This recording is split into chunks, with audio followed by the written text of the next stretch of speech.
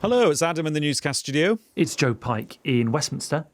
Do you know what? I feel a bit lonely sat here on my own without an audience of 200 newscasters sat around the place watching. But let's increase the number of people here because we're also joined from the US by the BBC's royal correspondent, Sean Coughlan. Hello, Sean. Hello, lovely to hear from you. So we're recording this bit of this episode at 6:30 on Monday evening. What time is it where you are, Sean? It is now coming up to 1:30 here. And when do we expect the King and Queen to actually land on American soil? Oh, well, in a couple of hours, they'll be descending from a blue sky and landing into a political storm. So we're looking out for them and we're looking forward to their arrival. And Sean, the security story that's unfolded around the president over the weekend, has that interacted or impacted on the royal story that we're about to start covering?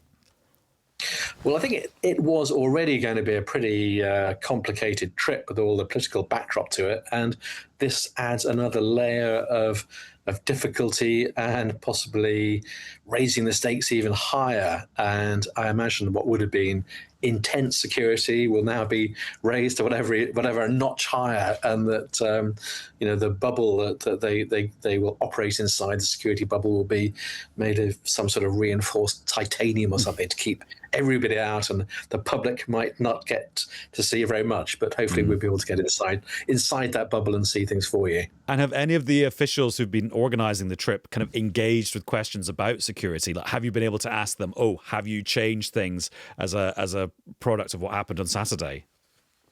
Well, I think they've acknowledged that there will be some slight changes, but I think they probably won't be for the big set-piece occasions in Washington, the kind of White House, Capitol building events, which are going to be pretty secure anyway. I think it's possibly more of the softer, more human-friendlier photo opportunities where the King is very good at meeting crowds and meeting people.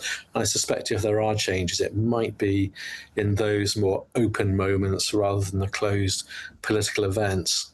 And Joe, talking about the view from Downing Street, Keir Starmer spoke to President Trump on Sunday kind of lunchtime, didn't he? Yes, Sunday afternoon. And do we know what they discussed? We don't know whether they discussed the Falkland Islands, which is one key challenge for the Foreign Office. After that, there's reports about a leaked Pentagon email questioning whether the US position, which had been neutral on those islands near Argentina, might change. Certainly, I suppose anxiety has for many months been the sort of normal mode for Number 10 and some in the Foreign Office on Donald Trump. But they seem, when I've had conversations with people in government, they're trying to be optimistic, and they keep on talking about trade. Trade is the sort of number one priority, economic cooperation that could potentially help the UK economy. That's the key focus, and that's why Yvette Cooper is accompanying the King. They say she is his principal foreign policy advisor for this trip, which I think is potentially slightly patronising. This is a man who first met Eisenhower when he was 10. He was in Washington, I think, for the first time. Sean may know better than me, in his 20s, I think, maybe during the Nixon administration. This is a guy who's met a whole lot of US presidents and is a pretty experienced diplomat himself, even though the backdrop, of course, is of a real fracturing of UK-US relations, or certainly Trump-Starmer relations. It's interesting, Joe, because you're talking as if Downing Street and the government actually want to get something out of this trip politically so that it's a benefit. Because I feel that all the discussion around this trip in the last few days, in the last few weeks, it's become very sort of defensive and let's cross our fingers and hope it doesn't go wrong. But actually, you're talking to people who think they can actually get something out of it and it can go well and it can go right. Yeah, I mean, they talk about trade as the priority. Cultural links, I think, is number 3 on the list. And number 2 is intelligence and security, which is always something that is sort of at the heart, quite sort of deeply entwined in that relationship. Yeah, I suppose they're trying to be positive. Of course, it's difficult. Of course, the president is unpredictable. But as we know, he seems wowed by the UK royal family, talks about his meeting with the late Queen as being one of the highlights of his life, and therefore it's possible this is a significant moment he looks back on positively in weeks and months to come. No sign that would necessarily change his sort of geopolitical policies, but who knows? You've got to try, surely. No, we don't do one-upmanship on Newscast. But Sean, would you like to kind of trump Joe's King Charles Washington trivia? Well, I think Joe put that very nicely then. But I think in terms of trivia, I think if you want to throw in a little bit of trivia, today when we see Queen Camilla, she's going to be wearing a brooch that has a little flag of Britain's flag and the US flag intertwined. And apparently that was given to the late Queen Elizabeth II by the Mayor of New York in 1957. And the purpose of this long-winded introduction is that was another state visit against a very tricky moment in UK and US relations. The Suez War had seen a fracturing of that relationship in 1956, and into that, after that crisis, the Queen was dispatched to America to make friends again, and that over another Middle Eastern war. And so the brooch returns for another go at making friends and showing that the transatlantic alliance has a sort of a living future, and that any bumps in the road at the moment can be temporary, and that we can all make friends again. And I think that as Joe was saying, there's a strange sort of, like, Donald Trump seems to have like a split screen vision of Britain, where he loves the monarchy, he loves being around the monarchy, that really seems to do things for him, and then he hates parts of our political system and our political representatives. And I suppose the ambition from the British diplomatic side is to somehow bring those two sides together, like warm up a little bit of the political world with some of the heat he sort of the warmth he feels for the monarchy. And I think it's that sort of bridge that will be built possibly by the king over the next couple of days. He has to kind of keep Trump sweet, butter him up, flatter him, and all those things. But at the same time, get over those big points on don't leave NATO, don't run away from Ukraine, don't run away from open trade. And so he's kind of got to deliver quite some serious punches on behalf of the Foreign Office, but at the same time, in a very sort of velvet, ermine, very monarchical glove that will make Trump feel tickled and loved rather than threatened. And I should say, we're hoping to speak to Gary O'Donoghue to do some of the American politics and other American events that have been happening today. We're just trying to find out where he is and then get him all plugged in the studio. So we'll talk to him shortly. But I'm just thinking, Sean, about that brooch. That brooch seems to me a bit of a kind of like double-edged brooch, if you could have such a thing, because okay, it's an example of US-UK relations surviving a big disagreement about a war in the Middle East, but it's also a symbol of something that's considered a complete disaster for Britain standing in the world, which is when Britain and France and Israel cooked up this secret plan to seize the Suez Canal in Egypt, which people say was actually sort of one of the lowest points for Britain in its recent history. So I mean, it is okay. It's being used as a symbol of oh yeah, we can get on, but it's also a symbol of things going very badly wrong, because of course America was completely opposed to that whole Suez thing. Well, that's very true, and and to stretch the metaphor, a brooch can give you a nasty old prick in the finger too if you put it on the wrong way. And I think that there is a kind of I think the famed royal sources have been very open when they say that this is not just high opportunity for the UK, but also high risk. And I think they're quite serious about that, and they're aware that this isn't bound to go well. Lots of state visits are quite structured around a lot of feel-good photos and backslapping, and everyone has a bit of a love-in about cultural connections and everything. But this isn't quite like that. It really is. There is authentic jeopardy in this, I think, and we don't quite know how President Trump will respond, or whether he will play ball. Really, we don't know. And there are a lot of subplots whirring away in the background. They say the security fears. There are people who are here on Saturday protesting about the King and Queen not meeting Jeffrey Epstein's survivors. There's a whole lot of other stuff going on. So I think this is an unusually fraught and difficult moment in both UK and US relations, but also in terms of attempts by the King to go and help sort things out. And Sean, do you want to give us a brief rundown of what the agenda for the next few days actually is, what the set piece events are? Well, today it's a bit of garden partying. So but even that actually is interesting. But it has its own symbolic subtext, because people are going to get beef sandwiches, and the beef in the sandwiches is going to be the first tariff-free beef imported into the US after careful negotiations. So that'll be they are symbolic sandwiches even at the garden party. The big. Well, I was just going to say, I was watching an Instagram video by the chief chef at the UK embassy in Washington DC, who is preparing 3,000 sandwiches. A quarter of which will be those beef ones. And he said, oh yeah, you wouldn't normally have a beef and horseradish sandwich as part of a classic quintessential English afternoon tea. But because of trade policy, we're putting the beef sandwich in there. And you can say, and they can say, where's the beef? Here it is. And it tastes that wonderful tariff-free flavour. The tariffs were really affecting the flavour. Anyway, Sean, I interrupted. Carry on with the timeline.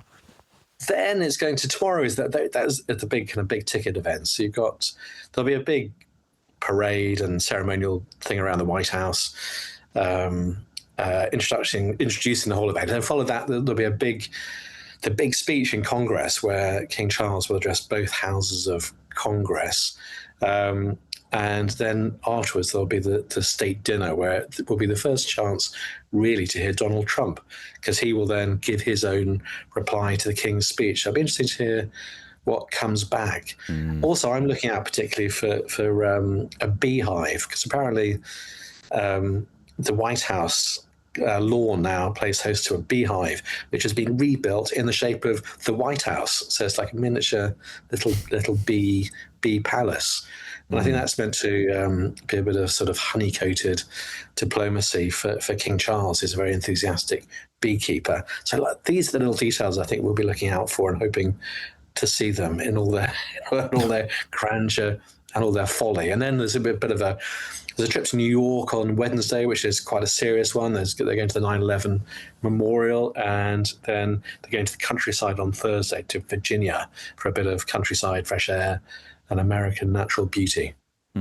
Right. I'm told Gary O'Donoghue is sitting in the studio getting ready to get plugged in. So we will let him get plugged in. But let's plug ourselves back into Westminster because, Joe, there's a huge day tomorrow in Westminster in terms of the Peter Mandelson vetting story. So a sort of Washington-ish link to tomorrow. Yeah. Where should we start? Should we start with the Foreign Affairs Select Committee, which is where all the action was last week, but is going to be again this week? Yes, two people appearing before that who are arguably both sides of the was pressure put on the Foreign Office argument.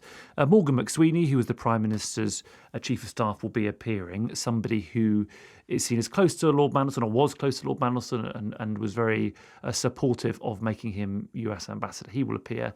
And earlier in the morning, Philip Barton will appear. He was the top civil servant in the Foreign Office at the time. Was he somebody who experienced pressure? I'm sure Emily Thornberry and her committee members will be interested. Philip Barton was the predecessor to Ollie Robbins. That could be potentially a dramatic couple of hours as those two appear, and it potentially could change the minds on all of this of some Labour MPs. Why do they matter? Well, because later tomorrow there's going to be a debate and then a vote over whether to refer some of this sort of wider matter to Parliament's Privileges Committee. That's the committee that did play a part in Boris Johnson's demise. And what the Conservatives have argued is that Sir Keir Starmer has misled the House of Commons repeatedly, something he denies, that needs to be investigated by this committee over two things. One, the Prime Minister claiming that due process was followed on the Mandelson appointment, but also the Foreign Office was not put under pressure. We should say that Reform UK look likely to back the Tories and that the Lib Dems want Labour MPs to have a free vote on it. So there will be a vote tomorrow afternoon or evening over whether to refer this to the Privileges Committee. And yeah, Adam, it's another example of the Mandelson saga and that fateful decision to appoint him and indeed to sack Ollie Robbins more recently. That being something that Keir Starmer cannot escape. And so basically, just in terms of the chronology of today, this all got rolling just after lunch when the House of Commons sitting started and Lindsay Hoyle, the Speaker, said, yes, I'm going to let this debate and vote go ahead on Wednesday, I am not going to stand in the way of the House debating whether Keir Starmer should be referred to the Privileges Committee for them to investigate. Exactly. Yeah. And also, the bar is normally reasonably low for this, and ultimately, Labour have a big majority in the House of Commons. Should this be difficult for Keir Starmer to win? Well, you'd think not, but soon after that announcement from the Speaker, we have, in Westminster, really sensed a sort of anxiety on behalf of Number 10.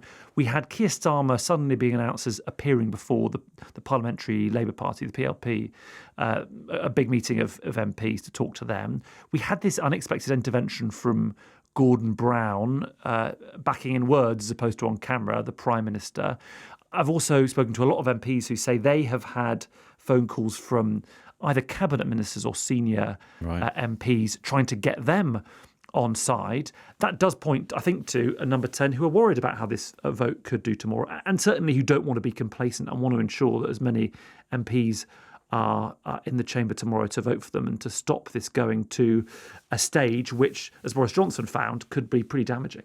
Yeah, I can't work out if wheeling out the cabinet and big figures like Gordon Brown is a show of strength or a show of intensely worriedness. That's such a good point, Adam. I agree entirely, because there is this a view from some, including one MP who's just texted me in the last few minutes, that this is unnecessary and that really it could look like the Prime Minister is panicking. That is a danger, and it's maybe not the message you want to get across to Labour MPs. Certainly this morning we had in the news bulletins on the BBC this intervention from Alan Johnson and David Blunkett criticising the Tories' move. Now, yes, those are two respected former cabinet ministers who might be able to persuade Labour MPs, but without their intervention, arguably, the story of the Privileges Committee wouldn't have been something you heard or saw waking up this morning. And therefore, there is an argument as to whether by throwing the kitchen sink at all of this, the government are being not complacent and really trying hard to ensure they win this and not regretting it in the future, or whether they look like they're really worried, and that's not something that you really want your leader and his team to look like. And I suppose maybe some Labour MPs will be thinking, OK, I support the Prime Minister. I don't think he misled Parliament.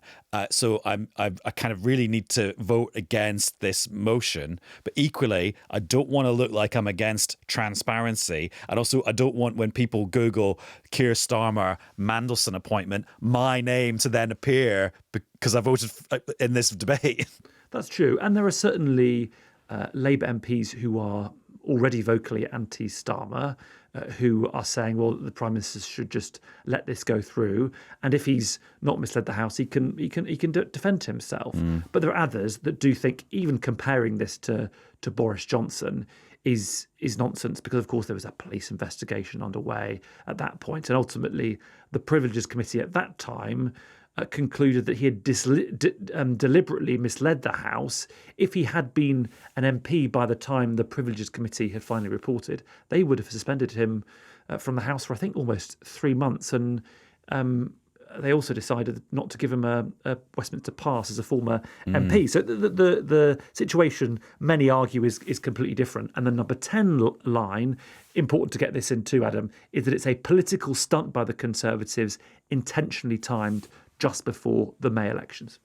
Right, Joe, I'm going to let you go so you can prepare for the approximately 23 hours of coverage of this story we will have tomorrow. So thank you very much. Thanks, Adam. And in Joe's place is Gary O'Donoghue, who's in Washington. Hi, Gary. Hello, Adam. How are Has you? your heart stopped pounding after being at the White House Correspondents' Dinner on Saturday? Well, it's obviously pounding again, not the prospect of talking to you, isn't it? But hopefully in a positive way rather than a scared way. Yeah, just Gary, just on a human level, I mean, what has it been like the last couple of days, witnessing something like that and then sort of living with it? I mean, it's people react in very different ways. I always feel a bit depressed. I mean, I felt depressed after Butler. I feel depressed after this, and I don't much like kind of going over it as a person, if you know what I mean.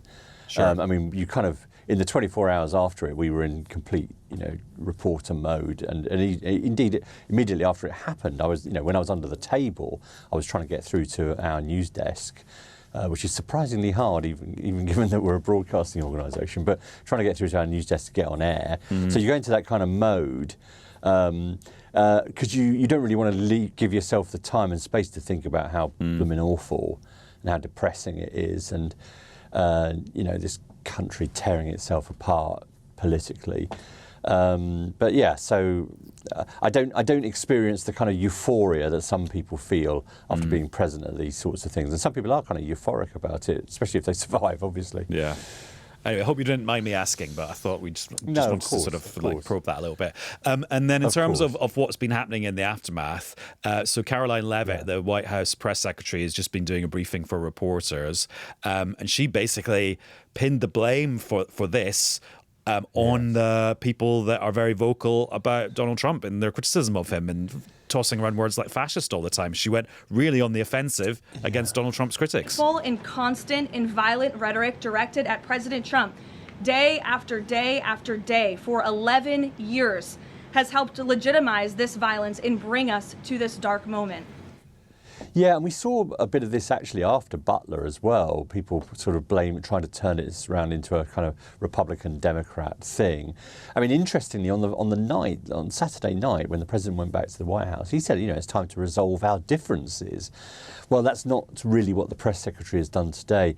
In fact, the press secretary is meant to be on maternity leave. She told us on Friday, this is it, I'm done. But now she's back saying it's too important not to address this, and does seem to be kind of politicising it in that way, which I think is a pity. I think is a real pity, because there are people on all wings of politics in this country who are prepared to do crazy things, and given the confluence of those crazy things and the polarisation and the fact you can readily lay your hands on high caliber weapons, has turned into a sort of a real kind of horrendous cocktail that means political violence in this country is becoming normalised again. And also it's just in so many different layers in the culture. So for example, Melania Trump has been calling out a clip that's gone viral today of Jimmy Kimmel, the talk show host, making a joke about her being a potential widow a couple of days ago. Yes, I mean this is the sort of late night comedian type beat where pretty much all bets are off, and they make jokes about all sorts of things, and this was him talking before actually the White House dinner, but in the light of it, they've kind of gone after him as they have done a number of those late night people, as opposed to just ignoring it really, which is probably what you should do, because it's late night comedy. I mean, kind of who cares? But she's really amplified that. It's interesting. If you look at the footage from Saturday night, I mean, it clearly had an impact on her, because you can see how shocked and sort of horrified she was before they were dragged under the table and dragged off the stage. So it's obviously had a bit of an impact on her, hasn't it? And Gary, is this being seen as a security failure? Because there's been so much talk about whether the security was too light touch and not high touch enough. Where's that conversation got to? Do you know, it's interesting because, on the one hand, you've got a lot of people, in a sense, correctly saying, look, the system worked. They got this guy before he actually did any damage. In that brutal sense, the people who are meant to take the bullets took the bullet. In other words, the Secret Service, that is literally their job is to take the bullet if they have to. But on the other hand, people are saying, and also it's worth saying that the Chief of Staff in the White House is convening a bit of a meeting this week with the Secret Service to try and review and to look at security when the President is at various events. So again, this also happened after Butler, kind of praise for the Secret Service, but then also what the hell went wrong kind of thing. You get both sides of the coin. And I think that in some ways that's right, because I mean, it was immediately on my question on my lips on Saturday, what on earth, after everything we've learned, how does this man get within, 50 metres with 2 guns and a bunch of knives? I mean, I just kept thinking, imagine there'd been 3 of them, right? One of them would have got through those doors, and it was down 4 or 5 steps, and you were into the middle of a room, right, where there were 2,500 people, and we were all crammed together, right? Absolutely crammed together.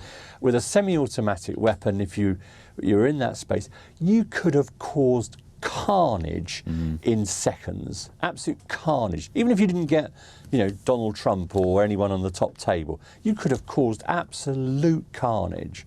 And it beggars belief, really, that somehow the kind of confluence of the supposed security, but this normal hotel with all its guests in it, how that makes sense, I don't know. And, Hilton have blamed the Secret Service, as you can imagine, but they're getting a bit of a reputation, aren't they, given this was the very place that Reagan got shot as well. Yeah.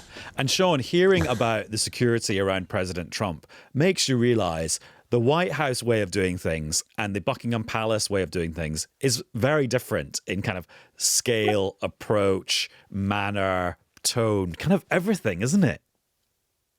Well, it does. And also coming at it from the eyes of a Londoner, one of the most surprising things since Gary talking about the Secret Service is that the people who are the Secret Service have uniforms that say Secret Service on them, and they drive around in black cars with Secret Service written down the side, which to my eyes doesn't seem very secret, really. But it is a very different style and different sort of. There's a very, I suppose, very upfront approach to their security. It's guns, glowers, sunglasses. There's quite a macho approach to the whole thing, which is probably different from our rather more a different sort of approach.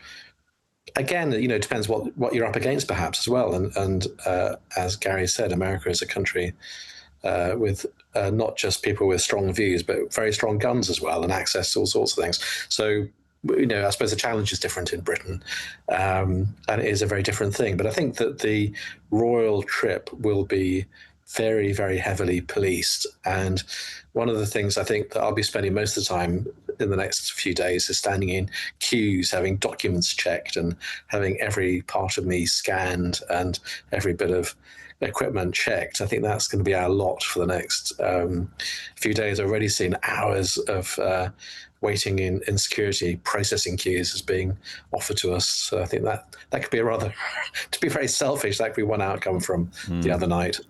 And Gary, earlier on, Sean and Joe and I were talking about whether this state visit can be a net positive for the UK, kind of politically, economically, diplomatically, rather than it just being a sort of defensive thing of just get through it without it going wrong. What's your take on where the needle is on that dial at the moment?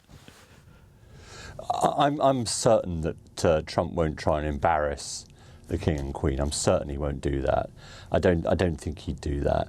And I think, if you asked him at the end of the trip, has it done any good, he'll probably tell you it has, and etc. But these advantages, these achievements can evaporate in a moment. If the president gets upset about something that comes out of London or something London won't do, the good that's done doesn't necessarily last. So I would have pretty low expectations for any kind of long-term impact. The president enjoys having people like the King and Queen here, obviously. He has a soft spot in some ways. He's an Anglophile in that sense. He was very fond of the former Queen, obviously. But in terms of the lasting impact beyond that kind of glow that you get from the moment and the days around it and the couple of days afterwards, I'd be amazed if it kind of changes his overall attitude to the British government, for example, which we know can be, extraordinarily fickle. Mm. And is it true that the King's going to meet Zoran Mamdani, the mayor of New York? Yeah, I think that's right. I'm not completely, because I'm not really covering it very much, but they're certainly going to New York and they're going to Ground Zero. And I think Mamdani is on the schedule. There was some debate about whether it was going to be a private meeting or not. I'm not sure what the status of it is. But, in some ways, if you're in New York and you go to Ground Zero, then it makes sense to meet the mayor because, it's a massive figure in the city, isn't it? So, we had that extraordinary moment, don't you forget, when Mamdani came to the White House and everyone was waiting for a massive punch up, and it didn't happen. So maybe the president doesn't mind him meeting Mamdani. But also, Sean, to me, that seems like another example of the genius of royal diplomacy, in that if you go to New York, you've probably got to go and see the 9/11 memorial. And if you're paying tribute at the 9/11 memorial, you're probably going to be accompanied by the mayor, the most senior politician in the city, who just happens to be a Democrat. So therefore, you can then say, we're not taking sides in American politics. We spoke to a controversial Republican and we spoke to a high-profile Democrat as well. And it all just lines up very, very neatly. Well, that's absolutely the case, and I'm sure they will meet, and there'll be. It is that sort of symbolic building of bridges, and it will be very much that case, a case of appealing to both sides. And also, I think there's a part of this trip is also looking beyond just the American political system. They want to reach out to the American public and try and send a message that there's a deeper connection between Britain and America beyond the occupants of number 10 or the occupants of the White House at the moment. I think that's the kind of button they'll be pushing. And so I think not just meeting people like the mayor of New York, but also they'll be trying to meet other bits of civil society. These garden parties aren't just all about import tariff-free beef. It's also about pressing the flesh with all sorts of dignitaries and people from universities and people from charities and people from, whatever local government, people from hospitals, and talking to a broad swathe of civil society. And they're quite good at that. And they're quite good at the chit chat and the sort of regal schmoozing. So I think that is a big part of this event too, reaching above the political level and stretching out a hand and saying, we are all friends, don't forget us, we're still here, and meeting a broader number of Americans and trying to rebuild those historic bridges. Right. Well, thank you very much, both of you, for lending your hands to Newscast today. Sean, good luck with the broach commentary and even more deep analysis over the next few days. Thank you very much indeed. I'll do my best. And Gary, good to catch up with you, and thank you for another amazing eyewitness report from a dramatic moment in American political history. Oh, thanks, Adam. Thank you. And just as we finish that conversation, Downing Street has put out the remarks that Keir Starmer made to his MPs at that meeting of the Parliamentary Labour Party, which is a regular meeting on Monday, but it doesn't always have the PM turning up. He basically said that this vote tomorrow about referring him to the Privileges Committee is not about a lack of transparency. This is a political stunt by our opponents who want to bring us down, obscure our message, stop us getting on with our work, and the timing tells you everything 9 days before local elections. He said to his colleagues, tomorrow is pure politics and we need to stand together against it. Thank you to you for listening to this episode of Newscast. There'll be another one along very soon. Bye-bye.